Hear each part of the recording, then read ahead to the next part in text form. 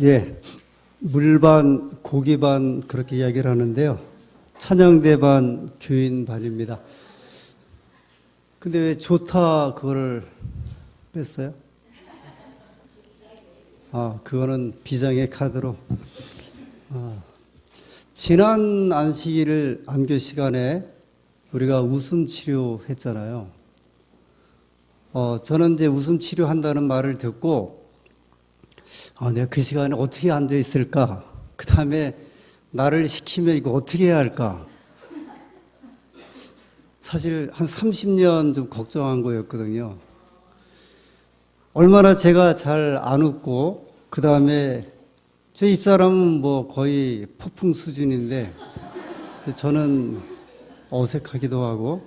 근데 이게 진행하면서 우리가 정말 오랫동안 웃음을 잃어버렸다는 생각이 들어요. 교우님들이 그렇게 좋아하시고, 그렇지 않아요? 교회가 이렇게 인상 쓰고 올 곳이 아님에도 불구하고 이상하게 이제 무거운 마음이 이렇게 많이 표현되는데 그런 느낌을 좀 받았습니다. 그리고 이제 우리 찬양대에서 오늘 중부지역 이 찬양 예배를 위해서 준비한 그 음악이거든요. 제목이 이 기쁜 날. 거의 이제 민요 좀 이렇게 가락에 맞추어서, 그러니까 제가 생각하기에는 우리 한국인들의 정서에는 이 찬미가적인 곡조는 서양 곡조인데 지금 부른 찬미는 우리 곡조니까 아무래도 훨씬 더 기쁘고 또 이렇게 몸 추임새가 이렇게 좀 움직일 수 있는 그런 곡이 아닌가 생각이 듭니다. 아주 찬미도 기쁘게 부르니 이게 얼마나 또 기쁘고 즐거운 일입니까? 자주는 아니지만 어제 저녁에 우리 찬양대장님이 이야기한 대로 이 안식일학교 시간이나 아니면 또 저녁 같은 경우에 찬양을 전교인들이 자꾸 하는 것을 유도하면 좋을 것 같아요. 아주 필요한 일이라고 생각이 들고 전에 한번 그렇게 시도를 해보셨는데 아주 신선한 그런 또 기분도 가졌습니다. 그동안 잘 준비해 주셔서 감사하고요. 오늘 오후에 또 우리 교회뿐만이 아니라 중부지역의 10교회가 함께 모여서 찬양 예배 드릴 때 더 큰 복이 임하시게 되기를 간절히 소원합니다.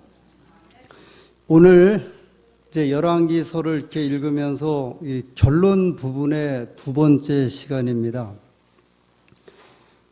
이 본문에서 계속 반복되는 이야기들에 대한 관심인데 오늘은 두 번째 시간 그 부모와 같지 아니하고 이런 제목으로 말씀을 드리겠습니다.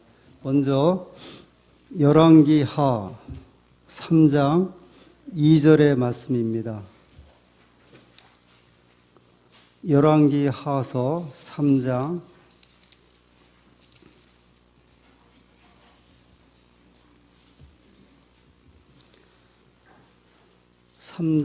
2절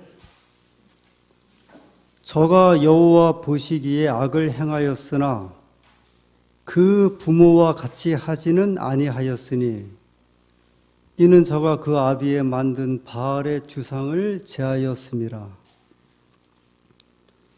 그 부모와 같이 하지는 아니하였으니. 조금 건너뛰어서 열왕기하 14장 3절입니다. 열왕기하 14장 3절. 14장 3절 열왕기하서입니다.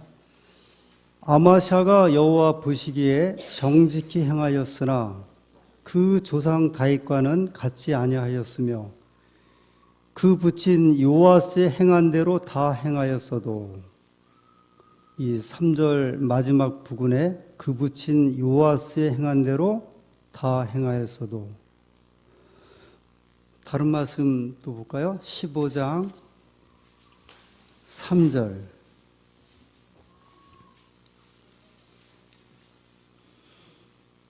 아사랴가 그 부친 아마사의 모든 행위대로 여호와 보시기에 정직히 행하였으나, 이 아버지 아마샤의 그 행한 대로 또 정직히 행하였다 이렇게 말씀을 합니다. 우리 마지막으로 여러 말씀들이 있지만 이제 열왕기하 24장 8절 9절 열왕기하 24장 8절 9절 여호야긴이 위에 나아갈 때에 나이 18세라 예루살렘에서 석 달을 치리하니라. 그 모친의 이름은 누우스다라. 예루살렘 엘라단의 딸이더라. 여호야긴이 그 부친의 모든 행위를 본받아 여호와 보시기에 악을 행하였더라. 제가 이제 여러 성경 말씀을 읽으면서 지금 이제 읽은 말씀들을 이렇게 정리를 하면 되겠습니다. 첫 번째, 부모가 잘 못했는데 아들은 그 길을 따라가지 않았다. 이제 그런 이제 자녀가 그 왕이 그 아들이 아버지의 선한 길을 따라간 사람도 있고 안 따라간 사람도 있고 아버지가 악했는데 아버지의 악한 일을 따라간 사람도 있고 안 따라간 사람도 있고 저희가 제일 먼저 읽은 그 열왕기하 3장 1절 2절 3장 2절을 읽었는데 다시 한번 돌아가서 처음 읽었던 우리에게 이제 저의 이 말씀 준비에 하나의 그 동기를 제공한 말씀인데 열왕기하 3장 이번에는 1절부터 읽어보겠습니다. 네, 3장 1절 2절 유다왕 여호사밧의 18년에 아합의 아들 여호람이 누구의 아들이요? 아합 그러면 이 아합이 어떤 왕이에요? 엘리야 선지자 때 아주 이스라엘의 아주 그 나쁜 왕이죠. 그 아들 여호람이 사마리아에서 이스라엘 왕이 되어 12년을 치리하니라. 저가 여호와 보시기에 악을 행하였으나 그 부모와 같이 하지는 아니하였으니 이는 저가 그 아비의 만든 바알의 주상을 제하였습니다. 이 여호람은 아버지는 아합이고요. 엄마는요. 그 유명한 이세벨. 그 이방 여인이었고 그가 시집 올 때 그 이방 제사장들 850명을 이제 같이 데리고 왔던 그러니 여기 여호람이 그 부모가 성경에서 말하는 왕 가운데 가장 나쁜 왕이었고 아버지였고 어머니의 그 아들이었거든요. 근데 그도 이제 잘못한 일을 했는데 근데 여기 또 보면 부모처럼은 또 하지 않았다 그랬어요. 그래서 이제 한 주상을 이렇게 폐한 그런 이야기를 합니다.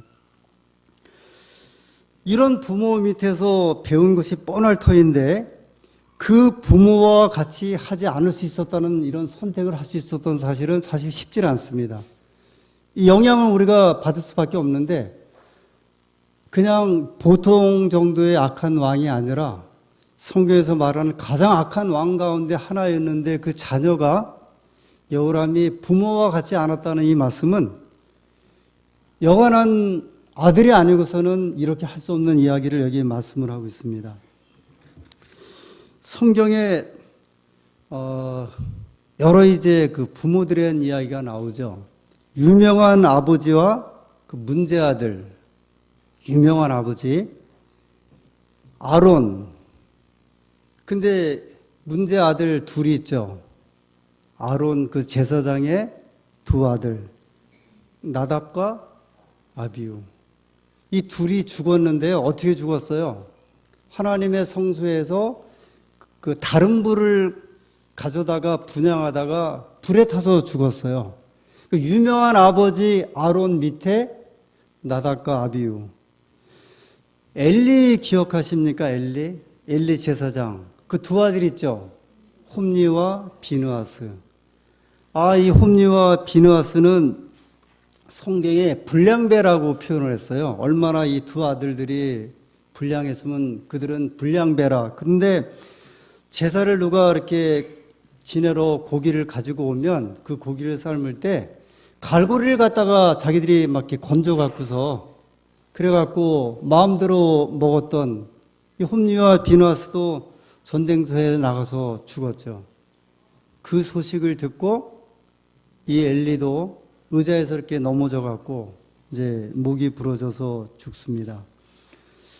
사무엘, 이 두 아들은 유명하진 않는데 요엘과 아비야, 이 성경에 보면 뇌물을 받고 이 사사였는데 판결을 굽게 했다, 그런 이제 아들로 소개돼요. 유명한 아버지 사무엘 밑에 문제아들. 그리고 다윗이 있습니다. 다윗의 배다른 여러 아들이 있죠. 암논하고 그 다음에 압살롬. 그 암논이 자기 이복 그 여동생, 이제 그 압살롬의 여동생을 이제 취하고 나중에 버렸다가 그 소식을 듣고 압살롬이 암논을 죽이고, 그 압살롬이 다시 또 아버지한테 반역해갖고 아버지가 쫓겨가는 이런 이야기들이 있습니다. 그러니까 그래도 성경에 소개하는 훌륭한 아버지 밑에 문제아들이에요. 그런데 반면에 좀 문제 아버지 밑에 선한 자녀가 또 있습니다. 사울. 그 아들이 누구죠? 요나단. 사울은 좀 정신도 이렇게 이상해지고 그 다음에 다윗도 죽이려고 하고, 그런데 그 요나단이 누구를 보호를 해요? 다윗을 보호하면서 우정의 이야기가 나오죠. 아버지는 이제 나쁘게 행동했지만 이 아들 요나단은 아주 선하게 행동했습니다. 야곱 12아들이 있죠. 그 중에 요셉. 사실 야곱은 이름 자체가 이제 속이는 자, 사기꾼이에요. 계속 이제 아버지 그 이삭도 속이고 라반도 이제 양 치면서 속이다가, 그런데 그 아들 밑에 누가 있냐면 그 요셉이, 그 아주 선한 요셉이 이스라엘 민족을 구원한 이야기가 소개됩니다. 그 다음에 이제 그 고라가 생각이 나요. 고라가 광야 생활하는 동안에 반역해갖고 성경에 보면 다 이렇게 땅에 갈라져갖고 이제 고라의 자손들까지 다 죽거든요.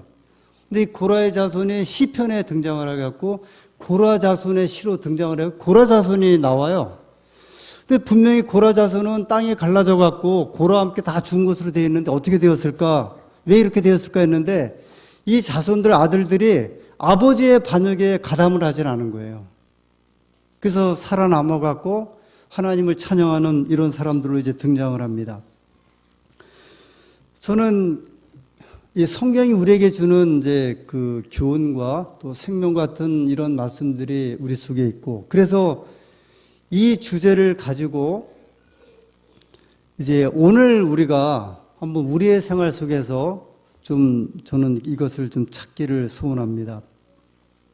제가 이제 가정에 대한 책들을 이렇게 보면 대부분 우리 교회에서 나온 책이나 일반 이제 서점에서 나온 책들을 보면 대부분 부모가 자녀에게 어떻게 하라 그런 책들이에요. 부모가 아이들을 양육할 때 어떻게 지도하라고 하는 그 지도서 위주로 많이 나옵니다. 근데 자녀가 부모의 본을 따라 어떻게 하라고 하는 내용은 별반 없어요. 선한 아버지를 만났을 때 내가 그 유업을 어떻게 이어야 할지, 혹 살다가 선하지 못한 부모를 만났을 적에 내가 어떻게 해야 할지, 그런 내용은 사실 거의 지침이 없어요. 근데 오늘 저는 두 번째 이야기를 좀 하고 싶은 거예요. 그러니까 부모가 자녀를 이렇게 지도하는 그 문제를 우리가 많이 들었으니까 자녀가 부모의 본을 따라 살아야 되는데 어떻게 살아야 할까? 제가 왜 두 번째 이야기를 좀 하고 싶은가? 그것은 저의 자전적인 경험 때문에 그렇습니다. 사실 부모가 되는 거는 선택할 수 있는데요, 자녀가 되는 것은 선택할 수가 없잖아요. 그죠?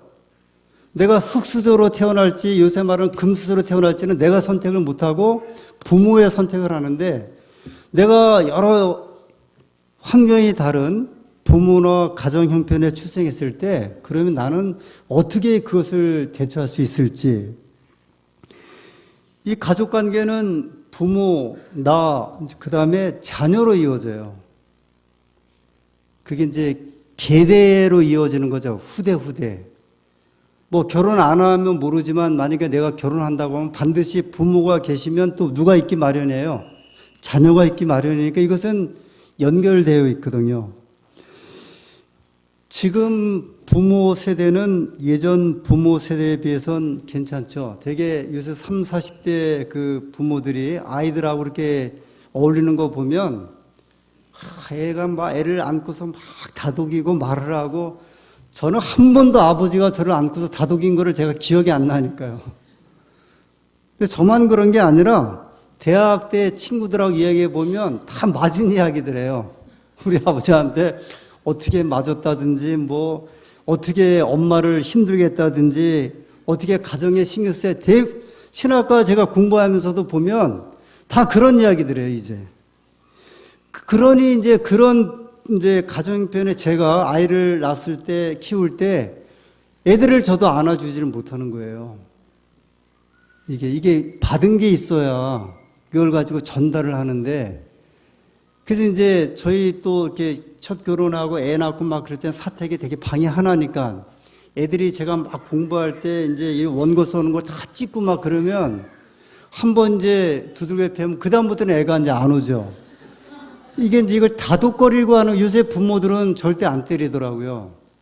요새 30, 40대 부모들은요, 아주 인내하면서 애를 막 다독거리는 모습을 볼 때, 아까도 보니까 태호 녀석이 막 1층에서 그러니까 김 집사가 막 애를 붙들고 이야기를 하더라고요. 그게 이제 저희와 또 다른 이런 모습들이죠. 제가 이제 종종 저희 아버님이 이렇게 좀 술을 드시는 분, 이 고인한테 죄송한데, 여하튼 뭐, 저는 저희 아버지 때문에 혼사길이 막힐 뻔했던 사람이에요. 한 동네, 한 교회에. 그래서 사실은 아마 그것 때문에도 딸을 줄 수 없는, 저렇게 시아버지 될 사람이 그냥 술 먹고 주정하고 교회 와서 그러는데, 큰일 날 뻔했죠.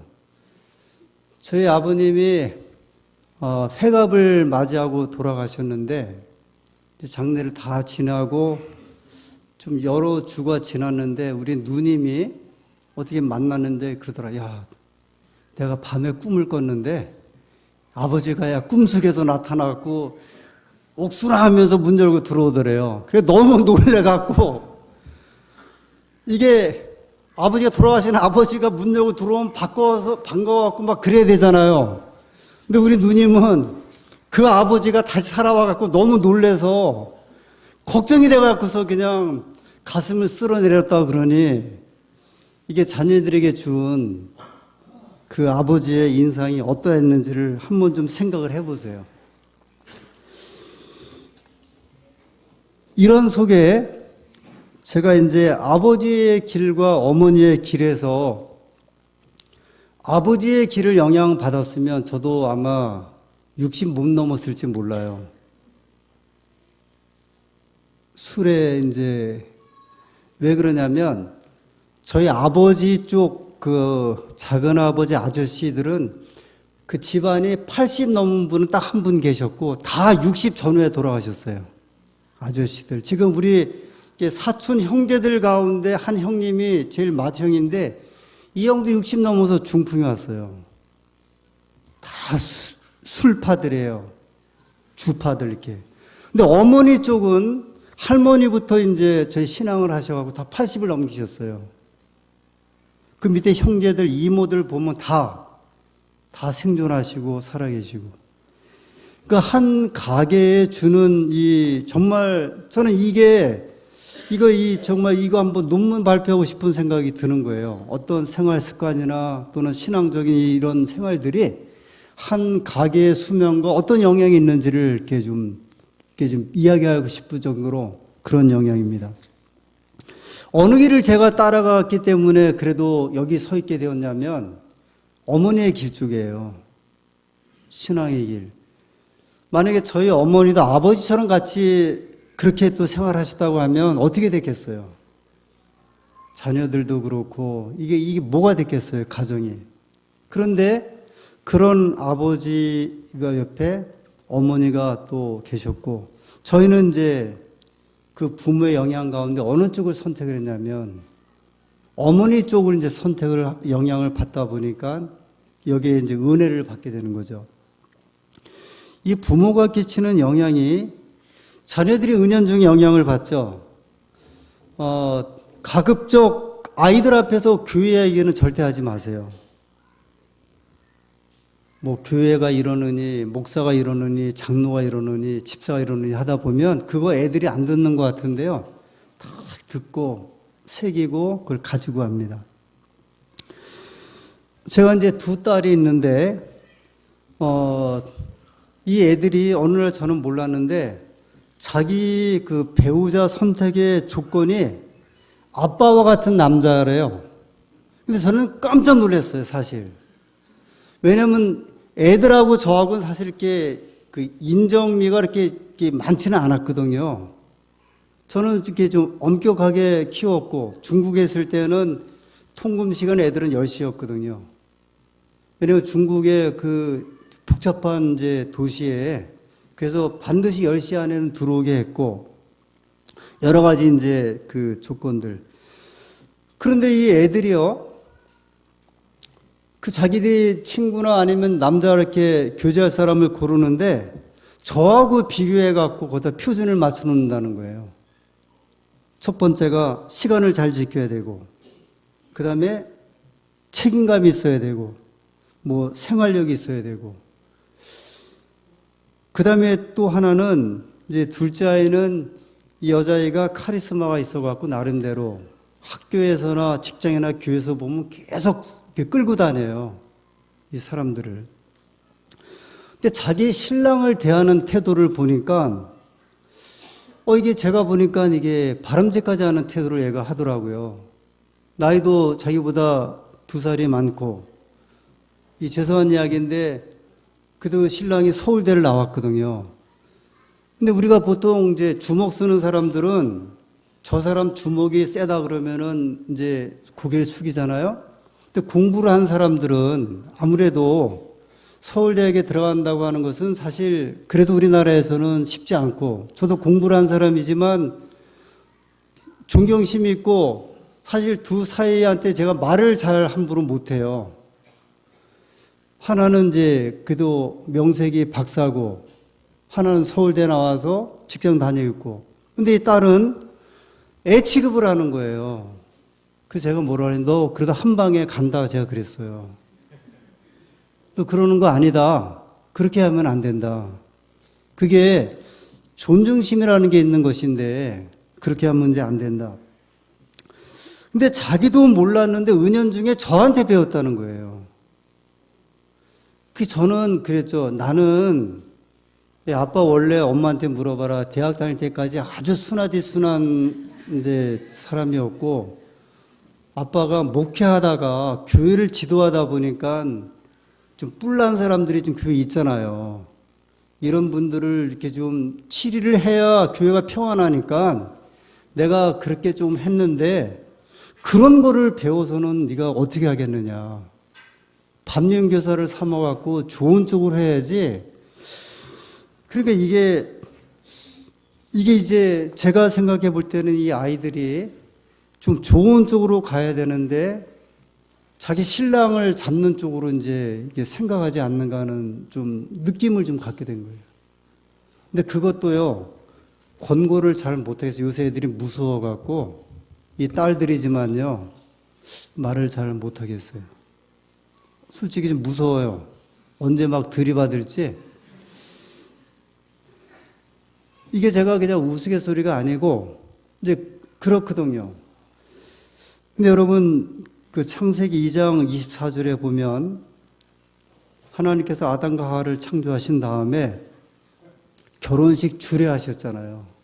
그 주례사가 이러므로 남자가 부모를 떠나 그 아내와 연합해요. 그랬거든요. 이 결혼은 이제 가정을 떠나는 거예요. 부모를 떠나는 거니까 건강한 단절을 좀 요청을 하고 있어요. 이게 부모에 예속되어 있거나 영향을 받는 것이 아니라 또 다른 어떤 인격체로 또는 가정이면 가정, 직장이면 직장에서 생활하도록. 저희 예전에 여기 그 장로님, 이장로님 한 분 계셨죠? 여기 오래전에. 그 아들이 이제 그 김한이라고, 그 아들이 저희 집사람하고 동창이고, 또 제가 성수학교에 다닐 때 이제 그 교회를 이제 고등학생 때부터 이렇게 오게 되었는데, 어느 날은 보면 짐을 싸갖고 이렇게 이제 교회로 와요. 막 짐보따리를. 물어보면 아버지하고 싸워갖고, 아주 이 장로님 성격 굉장히 급하시고, 이 아들도 똑같아요. 이상하게 딸들은 굉장히 순한데, 그래갖고 막 싸우다가 이제 오면 저희가 달래갖고 돌려보내고, 그걸 참 숱하게 했는데, 또 결혼도 잘하고. 근데 이 아이가 아버지하고 단절을 못한 것 같더라고요. 제가 느낌에. 아버지하고의 그 끝없는 갈등 속에서 그걸 벗어버리고 자기의 삶을 살아야 되는데 그게 늘 계속되다 보니까 아버지하고 화해도 못하고 털어버리지도 못하고 그러니까 자신의 삶까지 연결돼 갖고 또 아내와 충돌하고 또 가정이 이제 어렵게 되잖아요. 그래서 저는 이제 그런 영향을 좀 본 거예요. 이 부모로부터 혹시 갈등이 있으면 그걸 빨리 극복을 하고 벗어나야 되는데 훌륭한 부모에게서 항상 훌륭한 자녀들이 나오고 부족한 부모에게서 항상 못난 자녀만 나오는 건 아니에요.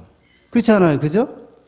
훌륭한 부모가 있으면 어떤 경우는 못난 자녀도 나오긴 하고 또 훌륭하지 못한 부모가 계신데 다 그분들이 훌륭하지 못한 아이들을 키우는 게 아니라 아주 훌륭한 아이들을 또 키워내거든요. 그러니까 부모가 부족해도 훌륭한 자녀로 성장하는 경우도 있고요. 부모가 훌륭한데 훌륭하지 못한 자녀로 또 생활하는 수도 있고요. 신앙하시는 분들에게 우리 혹시 신앙하다가 신앙 중에 이제 교인과 충돌하죠. 그 단절을 해요. 그래서 교회로 옮겨요. 근데 이게 건강한 단절이 안 되면 옮긴 교회에서 똑같은 일을 이제 답습을 해요. 어디 가나 마찬가지인 것 같아요. 저희가 이제 목회를 하면서 제가 이제 교회를 옮기면서 만약에 계속 이제 어렵게 목회를 하면 분명히 저도 단절을 못하고 옛날 걸 가지고 이제 끌고 다닌다는 거거든요. 버릴 것은 버리고, 그 다음에 취하지 말아야 할 것은 취하지 말아야 되고. 제가 우리 김정선 장로님 그 따님, 그 선미양 그 결혼식 때 주례했죠. 그때 이제 추자연하고 우효강 커플 이야기를 했거든요.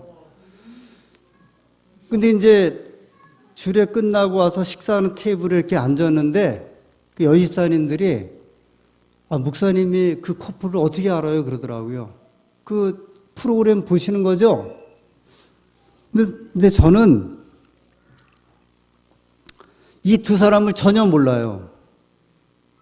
추자연이가 누군지, 우효관, 그 스탄 프로그램들을 어떻게 보겠어요? 그런데 한 친구가 자기 설교문을 검토해달라고 보냈는데 그 예화가 나온 거예요.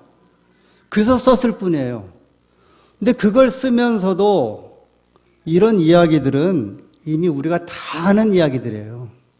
이미 나이가 50, 60 넘어가면 가정사에서 벌어진 일들은 지금 어르신들은 다 알잖아요. 쟤들이 어떻게 살고 있고 어떻게 지금 생활할 거고 다 알거든요. 제가 보는 신문에 별별 다방이란 이야기가 나와요. 별별. 거기는 집안 안에서 벌어지는 일들을 이 사람에게, 여자분에게 상담을 하면 그 이야기를 만들어 갖고 올리는데 정말 별별 이야기들이 다 이렇게 나오더라고요. 그게 우리의 가정들의 이야기거든요.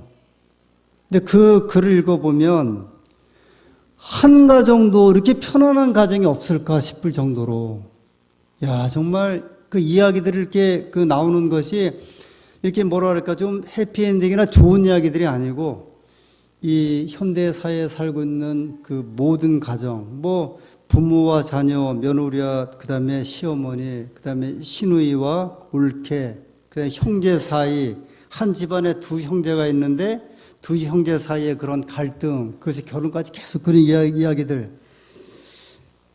우리 가정의 이제 모습들이, 그래서 이것들을 우리가 이제 어떻게 이제 극복해 나갈 것인가. 제가 상당히 좀 어려운 이야기인데 한번 좀 드리고 싶은 제안이 있는데요. 혹시 교회 일로 계속 반복되는 갈등을 교회에서 교인이나 목사들과 겪으면 심리치료 한번 받으셔야 돼요. 가정이나 직장에서 계속 반복되는 갈등을 겪잖아요. 여러 가지로. 그러면 심리치료 한번 좀 받아보셔야 돼요. 저는 목사들도 심리치료 받아야 한다 생각하는 사람이거든요. 합회다가 계속 건의를 해요. 우리가 목사들이 계속 상담도 하고 맨날 좋은 말만 하는데 제일 먼저 심리치료 받아야 할 사람들이 이 목사들이다. 제가 한 기사를, 우리나라 경북대학 쪽에 유명한 심리 치료 교수님이 계신데 이 부부가 다 심리치료 전문가예요. 우리나라 유명한 분인데 이 부부가 서로 부부 모르게 심리치료를 받았대요. 상담사에게 가갖고. 이해를 하겠어요? 심리치료를 강의하고 모델을 제시하는 이 두 교수인데 서로 간에 어떤 이 갈등과 학교에서 이런 문제들을 말을 못하고 끙끙 앓다가 이게 자꾸 폭발하니까 부부 모르게 심리치료를 받았다 이렇게 고백을 했어요. 제가 이 가정에 있어서 여러 가지 일에 있어서 아마 이러시고, 아니 예수님 갖고도 안 되는가 그러는데 안 될 수도 있어요. 그때는 이 전문가의 치료를 받아볼 필요도 있어요. 제가 이것은 제 개인적인 경험을 통해서 한번, 저도 그런 느낌을 좀 갖거든요. 저도 이렇게 욱하는 게 자꾸 이제 늘 있는 건 아닌데 그런 상황들이 이렇게 반복되거든요. 불편하고 편하지 못하고. 근데 이럴 때에는 이 치료가 필요할 수도 있겠다. 치료가 필요할 수도 있겠다. 제가 목회를 한 33년을 해오고 그 다음에 이 말씀을 가지고 나누고 교회 생활을 하면서 여기 열왕기 하에 소개되고 있는 그 부모와 같이 아니하고 또는 그 부모를 따라 행하지 아니하고 또는 부모처럼 행하고 우리 가정을 다 이루고 계시고 또 교회 생활도 하고 계시고 그 다음에 직장 생활을 하고 계시는데 하나님께서 저희들에게 1차적으로 능력을 주셔서 우리들을 가장 선한 길로 인도해 주시기를 진심으로 소원합니다. 그리고 하나님의 능력이 필요하시다고 하면 하나님께 아주 그냥 처절하게 좀 이렇게 매달리고 능력을 구해서 하나님의 능력을 통해서 붙잡는 경험. 그리고 다 그러시진 않겠지만 혹시라도 자녀 입장에서 내가 가정을 가지고 있든지 직장을 다니고 있든지, 그리고 요새 직장에서 적응을 계속 못 하잖아요. 계속 요새 옛날에는 직장 가면 3년, 5년은 참으면서 다녔지만 거의 많은 청년들이 40%가 직장에 들어가고 이제 1년 이내에 그 직장을 그만둘 수밖에 없는 이런 상황들은 우리로 하여금 인내를 요구하고 하나님께서 우리에게 주시는 그 인내가 정말 무엇이 필요한지를 정말 이렇게 심각하게 가지면서 하나님의 도우심을 통해서 극복할 수 있는 저와 교우님들이 되시기를 간절히 소원합니다.